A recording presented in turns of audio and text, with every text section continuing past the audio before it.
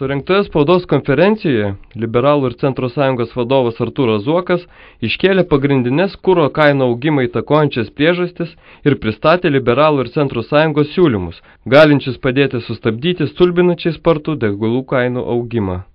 Artūro Zuoko teigimu, viena iš esminių kuro kainų kilimo priežasčių yra konkurencijos degalų rinkoje nebuvimas ir šiuo metu tik mažeikių naftai palankių kuro kokybės kriterijų kėlimas. Kita vertus, peržiūrėjus mūsų vertinimų protekcionistinius reikalavimus dėl kokybės, atsirastų matyti alternatyvos vežėjams atsivežti degalus iš kitur, iš kitų valstybių, ko pasiekoje šiandien tai būtų irgi reikalingas sprendimas, nes įvertinant infliacijos dydį, kainų augimą, nes nereikia užmiršti, kad benzinas ženkliai įtakos visų produktų, maisto produktų, visų prekių ir paslaugų kainas. Ir šiandieniniu laikotarpiu priemonės tokios, mano manimu, yra neišvengiamos ir būtinos. Ir nebejoju, kad vyriausybė jas įvertins. Liberalų ir Centro sąjunga savo siūlymus dėl degalų kainų augimo pristabdymo pateikė vyriausybei.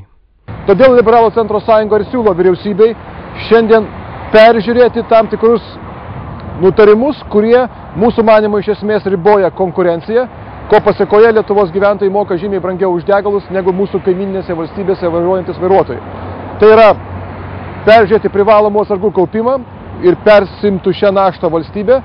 Antra, peržiūrėti tam tikrus reikalavimus dizelio kokybei, kurių neegzistuoja daugelį ES valstybių.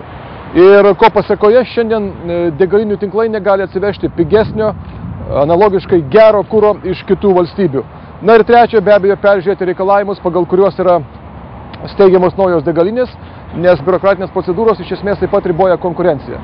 Liberalų ir Centro sąjunga savo programoje yra numačiusi ir ilgalaikius rezultatus garantuojančius sprendimus.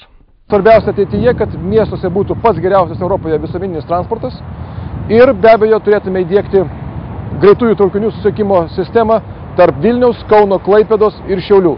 Tam, kad Lietuvos gyventojams žymiai būtų patogiau ir pigiau važiuoti visuomeniniu transportu, tarpmiestiniu transportu, negu naudoti savo automobilį ir mokėti brangiai už kurą.